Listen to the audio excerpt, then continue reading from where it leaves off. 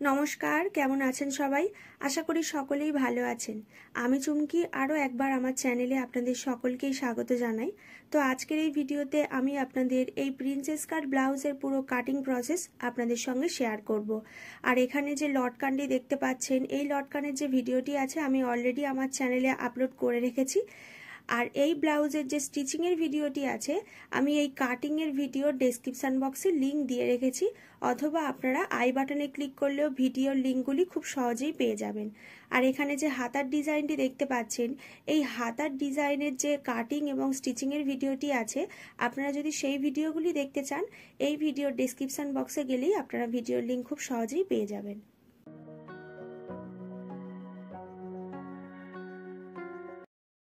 তো প্রথমেই আমি লাইলিন কাপড় কাটিং করে নিচ্ছি। লাইলিন কাপড়টাকে ডবল করে ফোল্ড করে নিয়েছি। প্রথমেই ফ্রন্ট পার্টটাকে কাটিং করে দেখাচ্ছি। তো আমার এখানে ব্লাউজের লম্বা আছে 14 ইঞ্চি, তার সঙ্গে সেলাই মার্জিনের জন্য আরও 1 ইঞ্চি প্লাস করে 15 ইঞ্চিতে ব্লাউজের লম্বার জন্য দাগ দিয়েছি। এরপর এখান থেকে 5 ইঞ্চিতে আমি পুটের মাপ রাখছি। যেহেতু পিঠটা একটু ডিপ করব সেই কারণে পুটের মাপটা আমি 5 ইঞ্চিতে রেখেছি। এরপর এখান থেকে আর্মহোলের জন্য 6 ইঞ্চিতে দাগ দিয়ে দিচ্ছি। এরপরে যেখানে আর্মহোলের শেষ হয়েছে এখান থেকে আমি ছাতির 4 ভাগ নেব। ছাতি আছে আমার এখানে 36 ইঞ্চি, তাকে 4 দিয়ে ভাগ করলে হবে 9। তো প্রথমে আমি এখানে 9 ইঞ্চিতে দাগ দিচ্ছি। এরপর 1 ইঞ্চি ওপর থেকে আমি আর্মহোলের শেপটা দিয়ে দিচ্ছি। যেহেতু আমি এখানে ছাতির 4 ভাগ নিয়েছি, এরপরে আরও 2 ইঞ্চি এক্সট্রা মার্জিন নেব। যদি পরবর্তীকালে কাপড় বাড়াতে হয় তখন আমাদের এই কাপড়টা প্রয়োজন পড়বে। এরপরে নিয়ে নিচ্ছি কোমরের 4 ভাগ। কোমর আছে আমার এখানে 32, তাকে 4 দিয়ে ভাগ করলে হবে 8। 1.5 ইঞ্চি আমি রাখছি টেকিং দেওয়ার জন্য এবং 2 ইঞ্চি আমি রাখছি এক্সট্রা মার্জিনের জন্য। গলা চওড়ার মাপটা আমি এখান থেকে নিয়ে নিচ্ছি 1.5 ইঞ্চিতে এবং ফ্রন্ট পার্টের গলার লম্বার মাপটা আমি এখান থেকে রাখছি 6.5 ইঞ্চি। গলা চওড়াটা এখান থেকে একটু বেশি রাখছি, 2.25 ইঞ্চিতে দাগ দিচ্ছি। এরপর ওপর থেকে এই দুটো দাগ এইভাবে মিলিয়ে নিয়ে রাউন্ড শেপটা দিয়ে দিচ্ছি। তো আজকের এই ব্লাউজটা যেহেতু প্রিন্সেস কাট কাটিং হচ্ছে সেই কারণে প্রথমে আমি এখান থেকে পয়েন্টের মাপ নিয়ে নিচ্ছি 9.5 ইঞ্চিতে। কাপ সাইজের জন্য আমি এখান থেকে 3.5 ইঞ্চিতে দাগ দিচ্ছি, ছাতির মাপ অনুযায়ী, কিন্তু এটা কিন্তু সূত্র। এরপর কোমরের সাইড থেকেও 3.5 ইঞ্চিতে দাগ দিয়ে এই দুটো পয়েন্ট এইভাবে মিলিয়ে নিচ্ছি। এরপর পয়েন্ট থেকে এই দাগটা আর্মহোলের কাছে এইভাবে রাউন্ড শেপ দিয়ে মিলিয়ে নিচ্ছি। যেহেতু ব্লাউজটা প্রিন্সেস কাটে কাটিং হচ্ছে সেই কারণে কোমরের কাছে যে 1.5 ইঞ্চি আমি টেকিং এর জন্য দাগ দিয়েছিলাম, এই 3.5 ইঞ্চির পর থেকে এই 1.5 ইঞ্চি দাগটা দিতে হবে। এরপর পয়েন্ট থেকে এই দাগটা এইভাবে মিলিয়ে নিতে হবে।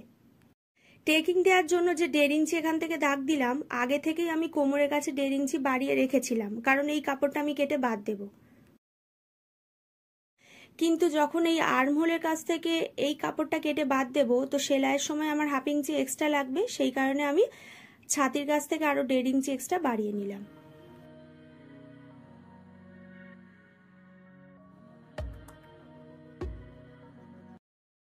তো এই ফ্রন্ট পার্ট থেকে আমি ব্যাক পার্টের মাপটা এখান থেকে কাটিং করে নেব। যেমন মাপ আছে সেই মাপ বরাবর বাইরে থেকে আমি দাগগুলো দিয়ে দেব।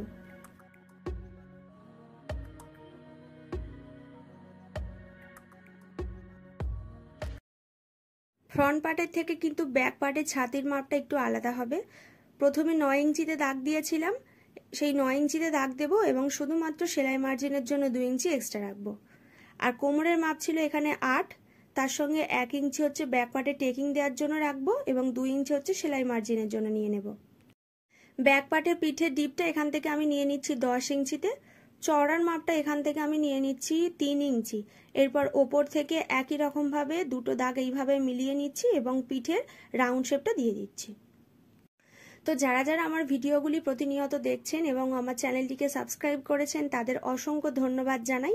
এইভাবেই আমার পাশে থাকবেন যাতে আমি আরও নতুন নতুন ভিডিও দেওয়ার সাহস পাই।